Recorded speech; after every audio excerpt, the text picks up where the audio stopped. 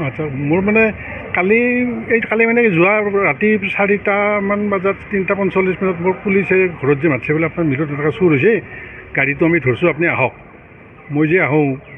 মোৰ মিলৰ পৰা চাউলটো তাৰমানে তালা ভাঙি চাউলটো গাড়ীতকৈ লোড দিছে মোৰ চাউল বেছিকৈ আছে কিন্তু গাড়ীত মানে 11 পেকেট চাউলহে তেওঁলোকে লোড দিছে কিন্তু মই গম পোৱা মতে ইতিমধ্যে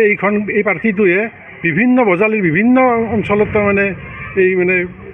এই চাউল চুৰি ধান চুৰি মানে ধৰণৰ ঘটনা তাৰমানে চলি আছে বহুদিন ধৰি কিন্তু মানে কালি পুলিচৰ মানে প্ৰশাসনে পেট্ৰলিং পাৰ্টি যাই তেওঁলোকে হাতেলৈতে ধৰাত পাইছে চাউল উঠা থাকোঁতে পুলিচে তেওঁলোকক ধৰিছে গতিকে তাৰ কাৰণে মই পুলিচক মানে যথেষ্ট মই ধন্যবাদ দিছোঁ। আপোনাৰ চাউলখিনি উদ্ধাৰ হৈছে? মোৰ চাউলখিনি উদ্ধাৰ হৈছে। কিমান পেকেট চাউল আছিল? চাউল মোৰ মিলত বেছিকৈ আছিল কিন্তু গাড়ীত মানে তেওঁলোকে 11 পেকেটহে লোড কৰিছিল। কিমানমান বজাৰ ঘটনা এইটো আৰু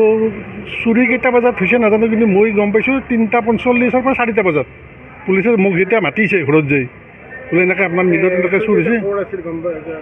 চুৰখিনিতো একজনে ধৰাত পৰিছে ড্ৰাইভাৰজন মানে গাড়ীখন কয়াকুচি নকৰোঁ বুলি শুনিব পাইছোঁ মই এতিয়া আচল যিজন মেইন ড্ৰাইভাৰজন লগে লগে অলপমান দূৰত দৌৰি থাকোঁতে পুলিচে ধৰিছে যায় দৌৰি আগতে মোৰ তাতে এনেকুৱা চেষ্টা হোৱা নাই কিন্তু এই প্ৰথম বজালীতো বিভিন্ন ঠাইত ধৰিছে শুনি আছোঁ নিত্যানন্দত এটা মিলত আজিৰ পৰা মোটামুটি 8 মাহমান আগতে এই ৰঞ্জিত তালুকদাৰ বোলা মিল এটা সেইটোতো তেওঁলোকে 60 বস্তা নে কি ধান উঠাই নিছে আৰু বাঘমাৰাৰ পৰা নিয়া শুনিছোঁ অলপতে খাৰাধৰাৰ পৰা নিছে এনেকৈ তাৰমানে বিভিন্ন ঠাইত তেওঁলোকে মানে এই কাম কৰি থকা বুলি মই শুনি আছোঁ কিন্তু আমাৰ ইয়াতে হোৱা নাছিল কিন্তু প্ৰথমে মোৰে হৈছে কিন্তু মানে পুলিচে যে ধৰিলে তাৰ কাৰণে মই মানে পুলিচক যথেষ্ট ধন্যবাদ দিছোঁ। এইটো বিভিন্ন ক্ষেত্ৰত চুৰি ঘটনাৰ আমি অনুসন্ধান কৰি পেলাই চোৰৰ লগতে চুৰি কাৰ্যত যি সামগ্ৰী চুৰি হৈছিলে সেইটো উদ্ধাৰ কৰিব সক্ষম হৈছোঁ যদিও এটা আমাৰ এৰিয়া আছিলে য'ত আমি মানে চাই আছিলোঁ আমি কাম কৰি আছিলোঁ যে আমাৰ ৰিচেণ্টলি মিলবিলাকৰ পৰা যি কষ্টৰ যি কৰা গোটোৱা যি ধান আছে বা কোনোবা খেতিয়কৰ গোটাই থৈছে ধান সেইখিনি ধান চুৰি কাৰ্যত এটা চক্ৰ জড়িত হৈ পৰিছিলে আৰু তেতিয়া তেওঁলোকে গাড়ী লৈ আহি পেলাই লৈ যোৱা গম পোৱা যায় তেনেকৈ 2-3টা কেছ তেনেকুৱা হৈছে কেতিয়াবা মিলৰ পৰা হৈছে কেতিয়াবা ঘৰত যদি বেছিকৈ তেনেকুৱা ধৰণৰ হোৱা দেখা গৈছিলে গতিকে এইটোক লৈ আমি চাই আছিলোঁ আমি যি আমাৰ নাইট পেট্ৰলিং পাৰ্টি আছিলে বা আমাৰ যি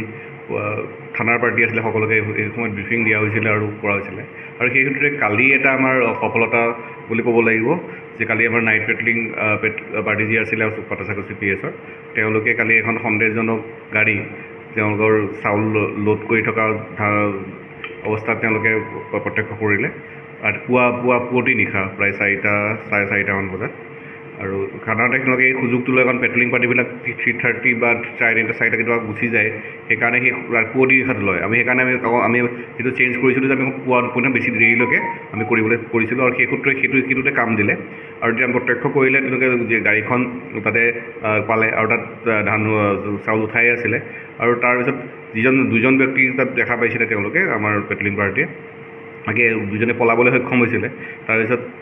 ধানখিনি ছেফ কাষ্টডি ৰাখি পেলাই আল্টিমেটলি তেওঁলোকক খেদি পেলাই তেওঁলোকক ধৰা হ'লগৈ আৰু ধৰা হৈছে তেওঁলোকৰ এতিয়া বাকী অনুসন্ধান চলি আছে কোন কোন জড়িত তেওঁলোকক বৰ্তমান যিজন আছামী আছিলে আছামীজন নাম সমীৰুদ্দিন তেওঁক যাক কৰায়ত্ব কৰা হৈছে তেওঁৰ বৰপেটা PSৰ আণ্ডাৰৰ গাঁও কপলাৰবাৰী তেওঁ পিতাৰ নাম সিদ্দিক আলী কয়াকুচি ছাইডৰ আৰু যাৰ তাত চুৰি হৈছিলে মিলটো তেওঁৰ নাম দীপক কুমাৰ শৰ্মা গতিকে কয়াকুচি ছাইডৰ বৰপেটা বা আমাৰ এফালৰ ইয়াৰো কোনোবা জড়িত থাকিব পাৰে এটা চক্ৰ জড়িত আছে সেইটো উৎখাত কৰিবলৈ আমি এটা চেষ্টা কৰিম ইয়াৰ লগত কোন জড়িত আছে আমি উলিয়াই পেলাই আমি কৰিম। বৰ্তমান এজনে গ্ৰেপ্তাৰ কৰা হৈছে চিনাক্ত কৰা হৈছে এখন এতিয়া বৰ্তমান ইয়াত 11 বস্তা আৰু বিলত আৰু আছিলে তেওঁলোকে যে উঠাই আছিলে 11 বস্তা গাড়ী তেওঁলোকে উঠাই পেলাই তেওঁলোকে যেতিয়া পুলিচৰ গাড়ী দেখিবলৈ আঁতৰিব বিচাৰিছিলে তেতিয়াই তেওঁলোকক কৰায়ত্ব কৰা হৈছিলে জব্দ কৰা হৈছিলে। যিকোনো খবৰৰ বাবে যোগাযোগ কৰক 7099017330 লগতে 7099017110 নম্বৰত।